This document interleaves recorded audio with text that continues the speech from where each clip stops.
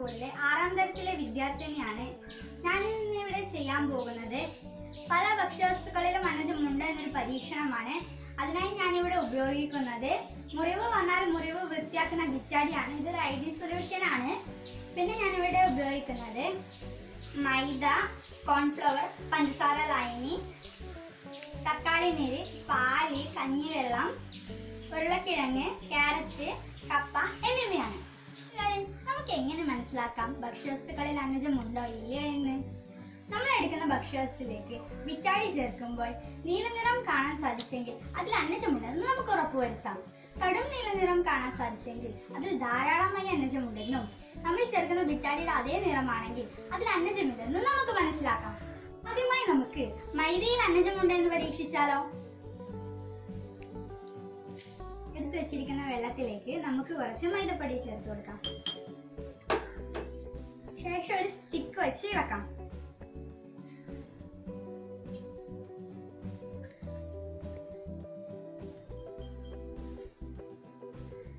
ഇനി നമുക്ക് ഇതിലേക്ക് ബിറ്റാഡി ചേർത്ത് കൊടുക്കാം.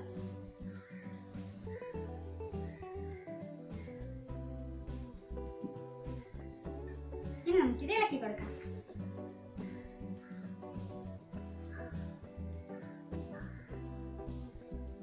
ഇത് നോക്കൂ കൂട്ടുകാരെ, മൈദയിൽ ബിറ്റാഡി ചേർത്തപ്പോൾ നമുക്ക് നീല നിറം ലഭിച്ചു.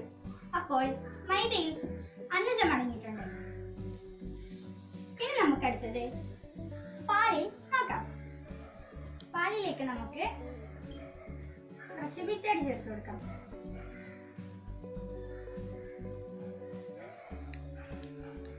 ഇനി നമുക്ക് ഇളക്കാം.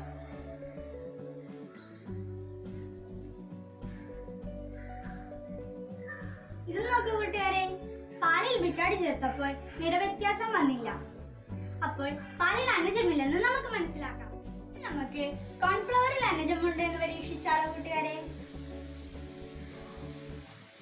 നമുക്ക് ഒരു ഗ്ലാസ്സിൽ കുറച്ച് വെള്ളം എടുത്ത് അതിലോട്ട് കോൺഫ്ലവർ ചേർത്ത് കൊടുക്കാം. ഒരു സ്റ്റിക്ക് വെച്ച് ഇളക്കാം.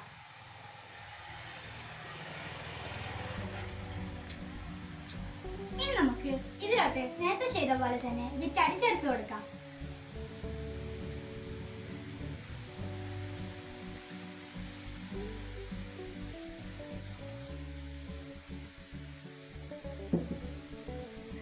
ഇനി നമുക്കിത് മിക്സ് ചെയ്യാം.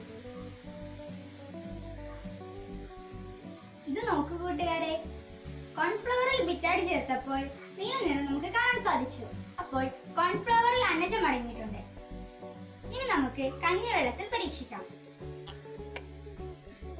കഞ്ഞിവെള്ളത്തിലേക്ക് നമ്മൾ നേരത്തെ ചെയ്ത പോലെ തന്നെ ബിറ്റാഡി ചേർത്ത് കൊടുക്കാം. ഇത് നമുക്ക് ഇളക്കി കൊടുക്കാം.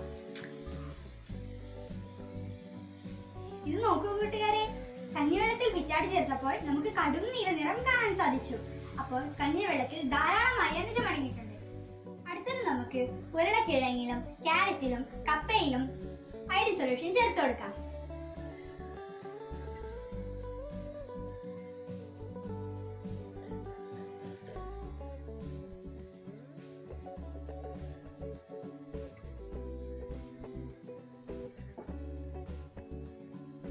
ഇനി നമുക്ക് ക്യാരറ്റിൽ ഐഡിൻ സൊല്യൂഷൻ ചേർത്ത് കൊടുക്കാം.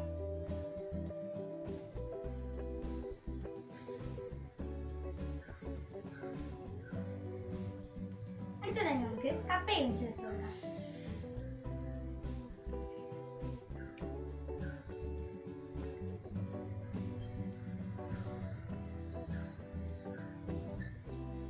നോക്കൂ കൂട്ടുകാരെ, ഉരുളക്കിഴങ്ങിൽ നമുക്ക് ചെറുതോതിലാണ് നീല നിറം കാണാൻ സാധിച്ചത്.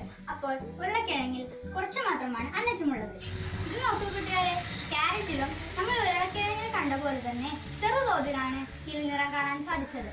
അപ്പോൾ ക്യാരറ്റിലും കുറച്ച് അന്നജം മാത്രമാണ് ഉള്ളത്. നോക്കൂ കൂട്ടുകാരെ, കപ്പ നോക്കുകയാണെങ്കിൽ ധാരാളമായി നീല നിറം കാണാൻ സാധിക്കും. അപ്പോൾ കപ്പയിൽ ധാരാളം അന്നജം അടങ്ങിയിട്ടുണ്ട്.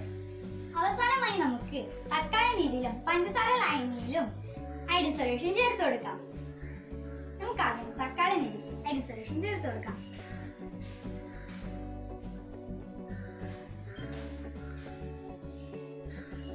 ഇത് നമുക്കിതൊന്ന് മിക്സ് ചെയ്ത് വെക്കാം. നോക്കൂ കൂട്ടുകാരെ, അയഡിൻ സൊല്യൂഷൻ തക്കാളി നീരിൽ ചേർത്തപ്പോൾ നീരിൽ നിന്ന് നമുക്ക് കാണാൻ സാധിച്ചില്ല. അപ്പോൾ തക്കാളി നീരിൽ അന്നജം അടങ്ങിയിട്ടില്ല. നമുക്കടുത്തത് പഞ്ചസാര ലായനിയിൽ നോക്കിയാലോ. പഞ്ചസാര ലായനിയിലോട്ട് നമുക്ക് കുറച്ച് അയഡിൻ സൊല്യൂഷൻ ചേർത്ത് കൊടുക്കാം.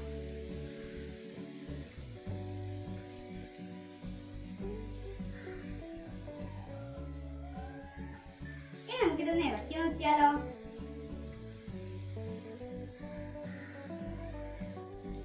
നോക്കൂ കൂട്ടുകാരെ, പഞ്ചസാര ലായനിയിലോട്ട് അയഡിൻ സൊല്യൂഷൻ ചേർത്തപ്പോൾ നിറ വ്യത്യാസം നമുക്ക് കാണാൻ സാധിച്ചില്ല. അപ്പോൾ പഞ്ചസാര ലായനിയിൽ അന്നജം അടങ്ങിയിട്ടില്ല.